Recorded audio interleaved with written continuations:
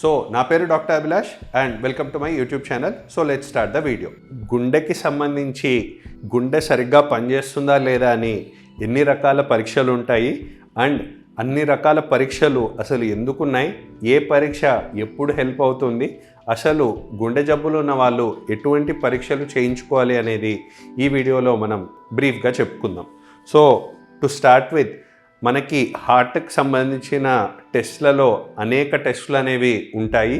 వాటిలో రక్త పరీక్షలు కావచ్చు, ఈసీజీ అని కావచ్చు, ఎకో అని కావచ్చు, ట్రెడ్మిల్ టెస్ట్ అని కావచ్చు, యాంజియోగ్రామ్ అని కావచ్చు, ఇంకా కూడా అనేక రకాల టెస్టులు అనేవి ఉంటాయి. బట్ ఈ వీడియోలో మనం తరచుగా చేసుకునే టెస్ట్లలో అసలు ఏం ఇన్ఫర్మేషన్ బయటపడుతుంది, ఎందుకు చేసుకుంటాము అనేది బ్రీఫ్గా చెప్పుకుందాం. సో మొదటగా హార్ట్కి సంబంధించిన డాక్టర్ దగ్గరికి కానీ మనకు హార్ట్ జబ్ ఉన్న వాళ్ళకి తరచుగా చేసే టెస్ట్లలో ఫస్ట్ మనం చెప్పుకోవాల్సిన టెస్ట్ ఏంటి అంటే లిపిడ్ ప్రొఫైల్ అంటాం. అంటే మనకు ఈ లిపిడ్ ప్రొఫైల్లో మనం ఏం చూస్తాము అని చూసుకున్నట్లయితే మనకు ఈ లిపిడ్ ప్రొఫైల్లోనే మనకి ముఖ్యంగా కొలెస్ట్రాల్ ఎంత ఉంది అని చూసుకుంటాము. అండ్ కొలెస్ట్రాల్ కాకుండా ఇంకొకటి ట్రైగ్లిజరైడ్స్ అనేవి ఎంత ఉన్నాయని చూసుకుంటాం. ఈ కొలెస్ట్రాల్లో కూడా మనకు రకాలు ఉంటాయి. గుడ్ కొలెస్ట్రాల్ అని, బ్యాడ్ కొలెస్ట్రాల్ అని. గుడ్ కొలెస్ట్రాల్ అంటే మనకు హెచ్డిఎల్ కొలెస్ట్రాల్ అంటాం, బ్యాడ్ అంటే ఎల్డిఎల్ అండ్ విఎల్డిఎల్ కొలెస్ట్రాల్ అంటాము. సో మనకు హార్ట్ జబ్బు ఉన్న వాళ్ళలో హార్ట్ సరిగ్గా పనిచేస్తుందా లేదా అని తెలుసుకోవాలంటే ఫస్ట్ మనకి బ్లడ్ టెస్ట్ ద్వారా ఈ లిపిడ్ ప్రొఫైల్లో మనకి కొలెస్ట్రాల్ కానీ ట్రైగ్లిజరైడ్స్ కానీ ఎలాగున్నాయని చూసుకోవాలి. బికాస్ ఇవి పెరిగినంత మాత్రాన మనకు గుండె జబ్బు ఉన్నట్లు కాదు, కానీ ఒకవేళ ఇవి పెరుగుతూ హయ్యర్ లెవెల్లో ఉన్నట్లయితే మాత్రము వారికి ఈ హార్ట్కి సంబంధించిన జబ్బులు అనేవి రావచ్చు అని దాని అర్థము.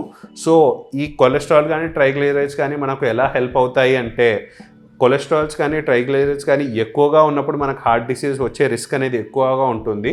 సో ఇప్పుడు మనం ఏం చేస్తాము, మన డైట్ ద్వారా చేంజెస్ కానీ, మన యాక్టివిటీ ద్వారా చేంజెస్ కానీ, లైక్ ఫిజికల్ యాక్టివిటీ పెంచడం ఇవన్నీ చేసుకొని, లేదా కొందరిలో బాగా ఈ కొలెస్ట్రాల్ లెవెల్స్ కానీ ట్రైగ్లిజరైడ్స్ లెవెల్స్ కానీ ఎక్కువగా ఉన్నప్పుడు వారిలో మెడిసిన్స్ అనేవి కూడా వాడడం జరుగుతుంది. సో వారిలో స్టార్ట్ చేసిన మెడిసిన్ డోస్ అనేది సరిగ్గా పనిచేస్తుందా లేదా, వాళ్ళు డైట్ ద్వారాను యాక్టివిటీ ద్వారాను ఈ కొలెస్ట్రాల్ అనేది కరిగించుకోగలరా లేదా అని. సో ఇది మానిటరింగ్ పర్పస్ అంటాం. అంటే ముందుసారి చేసుకున్నప్పుడు బాగా ఎక్కువగా ఉన్నింది, ఇప్పుడు మనం ఇవన్నీ పాటించిన తర్వాత తగ్గిందా, తగ్గుముఖం పట్టిందా లేదా ఇంకా పెరిగిందా అనేది మనం ఈ రక్త పరీక్ష ద్వారా, లిపిడ్ ప్రొఫైల్ అనే రక్త పరీక్ష ద్వారా తెలుసుకుంటాము. ఇది కాకుండా మనకు ఇంకా నెక్స్ట్ డాక్టర్ దగ్గరికి వెళ్ళినట్లయితే ముఖ్యంగా మనకు చేసే ఇంకొక టెస్ట్ ఏంటి అంటే ఈసీజీ అని చెప్పడం జరుగుతుంది. ఈ ఈసీజీలో మనకి ఏం తెలుస్తుంది అని చూసుకున్నట్లయితే ఈసీజీలో ఏం చేస్తారు, ఈసీజీ లీడ్స్ అని కాళ్ళకి, చేతులకి, ఛాతిపైన కొన్ని లీడ్స్ అనేవి పెట్టడం జరుగుతుంది. సో దీని ద్వారా మెయిన్ ఏం తెలుస్తుంది అంటే మనకు హార్ట్ బీట్ ఎంత ఉంది అండ్ హార్ట్ యొక్క బీట్ కరెక్ట్గా రిథమ్ పరంగా ఉందా లేదా అని చూసుకోవాలి.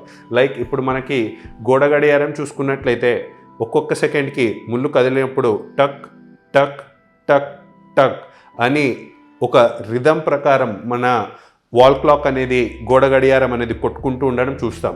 అదేవిధంగా మనకు హార్ట్ కూడా లబ్ డబ్ లబ్ డబ్ అలా కొట్టుకుంటుందా, లేకుంటే అడపదడపగా, అంటే కొందరికి మీరే గమనించినట్లయితే గుండె దడ బాగా తెలియడం చూస్తూ ఉంటారు, దాన్నే పాల్పిటేషన్స్ అంటూ ఉంటాము.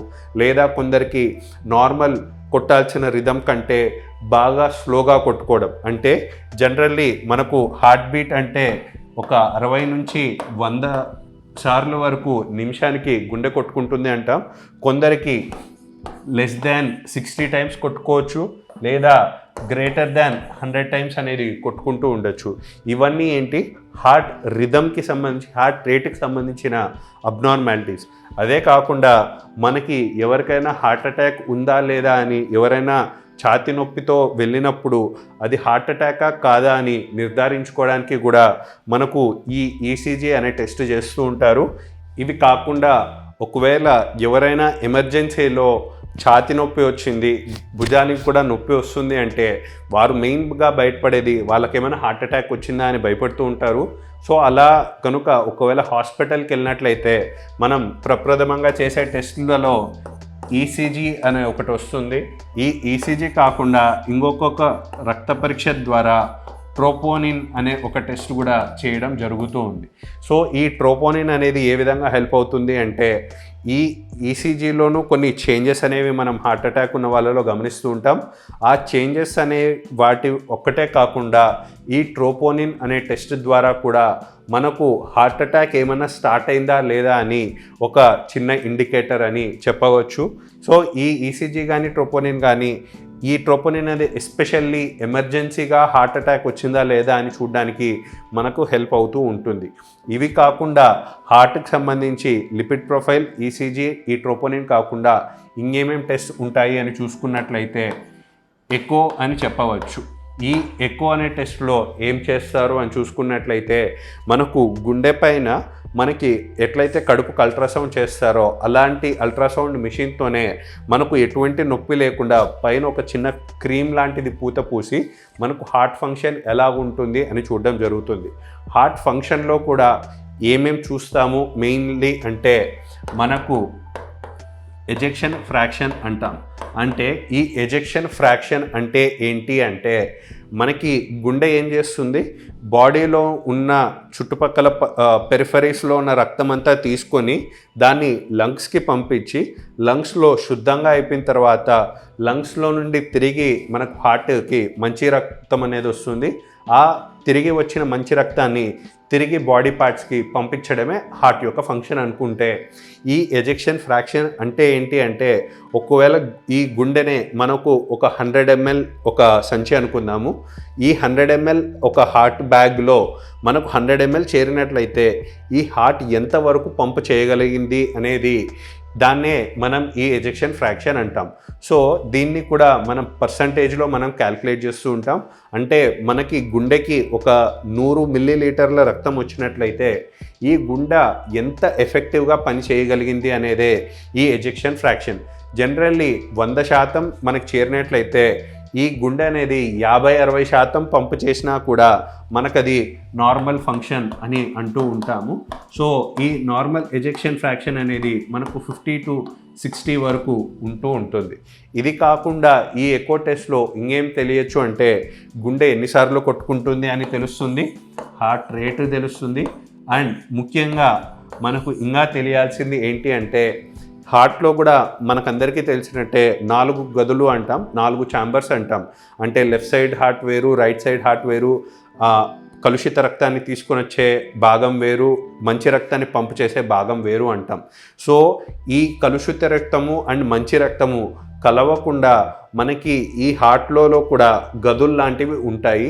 ఆ గదుల్లో కూడా మనకు ఒక సైడ్ రక్తం ఇంకొక సైడ్ రక్తం కలవకుండా వాల్స్ అనేవి అంటాం. సో మీ ఇంట్లో కూడా మీరు తరచుగా చూసినట్లయితే ఎవరికన్నా హార్ట్లో హోల్ పడింది, హార్ట్లో లీక్ అవుతుంది అంటూ ఉంటారు. సో ఆ లీక్కి కానీ ఆర్ హార్ట్లో హోల్ ఉందా లేదా అనేది మనకు ఈ టెస్ట్లో తెలుస్తూ ఉంటుంది. దీంట్లోనే మనకు ఏం తెలుస్తాయంటే వాల్వ్ రిలేటెడ్ ప్రాబ్లమ్స్ అంటాం. అంటే ఈ హార్ట్లో కలుషిత రక్తము మంచి రక్తము కలవకుండా గదుల మధ్యలో ఎక్కడన్నా హోల్ లాగా ఉందా, లేదా వాల్వ్ టైట్ లూజ్ అవ్వాల్సింది ఎక్కడన్నా లీక్ అవుతుందా లేదా అనేది కూడా మనకు ఈ ఎకో టెస్ట్ ద్వారా చేయగలుగుతూ ఉంటాం. సో ఈ ఈసీజీ అనే టెస్ట్ కానీ ఈ ఎకో అనే టెస్ట్ కానీ కంప్లీట్లీ పెయిన్లెస్, పేషెంట్కి ఎటువంటి నొప్పి ఉండదు. ఒక బ్లడ్ టెస్ట్లో అయినా మనకు రక్తం తీయడం వల్ల నొప్పి ఉంటుందే తప్ప ఈ ఈసీజీలోను కాను ఎకోలోను కానీ మనకు ఎటువంటి నొప్పి అనేది ఉండదు. ఇవి కాకుండా మనకు హార్ట్కి సంబంధించి ఇంకేమేం టెస్ట్ ఉంటాయి అని చూసుకున్నట్లయితే ఇప్పుడు ఇప్పటిదాకా మనం చెప్పుకున్న ఈసీజీ కానీ ఎకో కానీ ఇవి బేసిక్ టెస్ట్ అయితే నెక్స్ట్ ఇంకొంచెం అడ్వాన్స్డ్ టెస్ట్ ఏంటి అంటే టీఎంటీ అంటాం. అంటే దీన్నే మనం ట్రెడ్మిల్ టెస్ట్ అంటాం. సో దీంట్లో ఏం చేస్తారు అంటే మనం ఇందాక చెప్పుకున్నట్టు ఈ ఎకో అనే టెస్ట్లో ఏంటి మనకు పనుకొని మన హార్ట్ ఫంక్షన్ ఎట్లా ఉంది అని చూడడం జరిగింది. బట్ మనకి చూసుకున్నట్లయితే ఈ హార్ట్ అటాక్లు అనేవి ఎప్పుడు వస్తాయి, మనిషి ఎప్పుడైతే బాగా ఫిజికల్లీ యాక్టివ్గా ఉంటాడో, బాగా మూమెంట్లో పనిచేస్తూ ఉంటాడో అప్పుడు మనకి హార్ట్ అటాక్ వచ్చే ఛాన్సెస్ ఎక్కువగా ఉంటాయి. ఎందుకు, మనకి బాడీ రెస్ట్లో ఉన్నప్పుడు మన బాడీ డిమాండ్ పెద్దగా ఎక్కువగా ఉండదు కాబట్టి హార్ట్ కూడా నార్మల్గా ఫంక్షన్ చేస్తూ ఉంటుంది.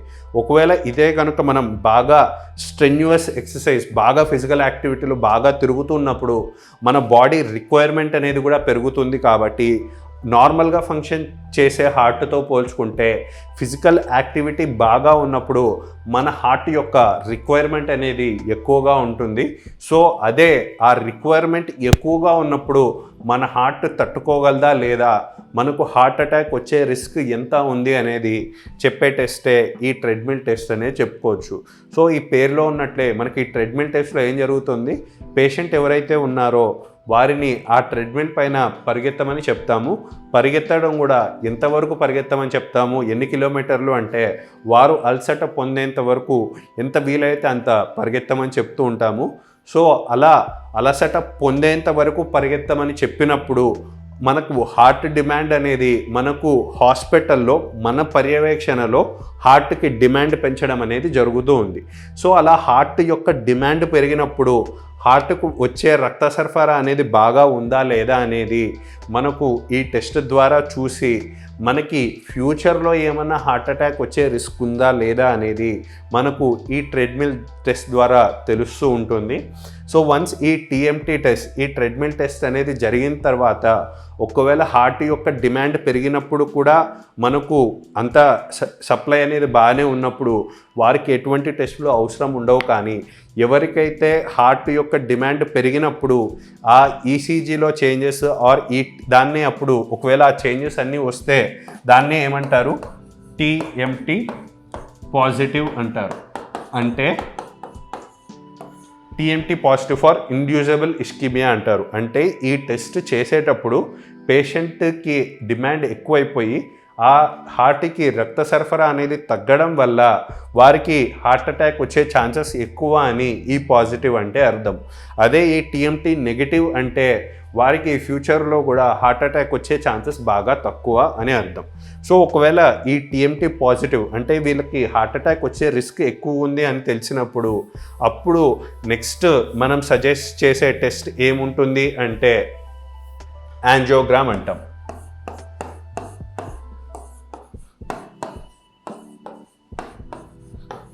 సో ఈ యాంజియోగ్రామ్లో ఏం చేయడం జరుగుతుంది, మనం ఇందాక చెప్పుకున్నట్టు ఈసీజీ అని ఎక్కువ అనే టెస్ట్లు అసలు పెయిన్లెస్, టీఎంటీ అనేది కొంచెం శ్రమతో కూడుకున్న ప్రొసీజరు. అంటే పేషెంట్ ఆ ట్రెడ్మిల్ పైన బాగా పరిగెత్తడానికి చేయాలి.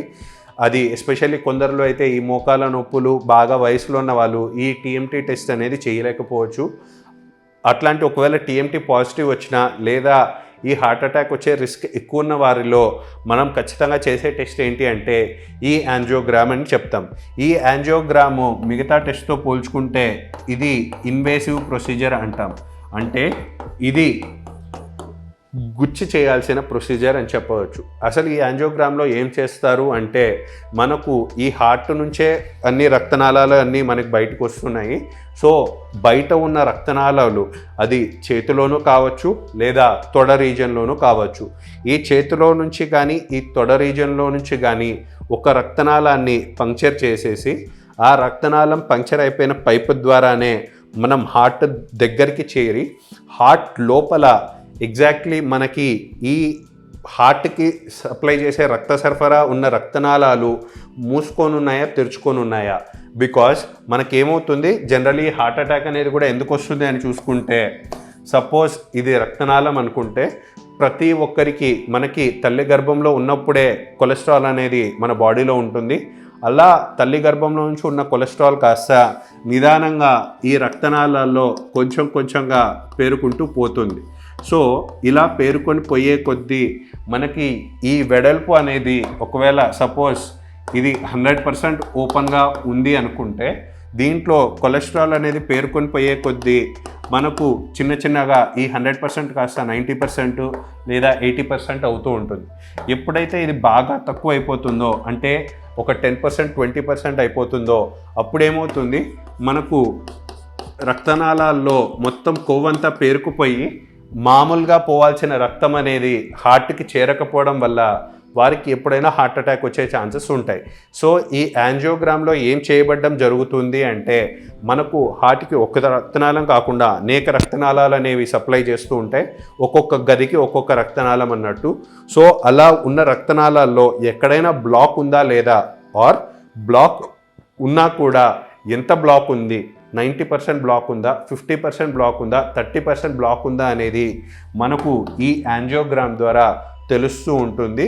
సో ఎవరికైతే ఈ యాంజియోగ్రామ్లో ఇలా బ్లాక్ ఉన్నట్లు తెలిసినట్లయితే వారికి అప్పుడు ఈ బ్లాక్ని క్లియర్ చేసేలా వారికి ఈ మూసుకుపోయిన రక్తనాళంలో అంతా ఈ కొలెస్ట్రాల్ వల్ల పేరుకుపోయిన తర్వాత ఈ బ్లాక్ని క్లియర్ చేయడానికి, ఓపెన్ చేయడానికి ఈ యాంజియోగ్రామ్ తర్వాత బ్లాక్ ఎక్కువగా ఉన్న వాళ్ళలో స్టంట్ వేయడం అనేది జరుగుతూ ఉంటుంది. స్టంట్లో ఏం చేస్తారు, ఈ మూసుకుపోయిన రక్తనాళంలోకి ఒక స్టంట్ వేసేసి దాన్ని తెరవడం అనేది జరుగుతుంది.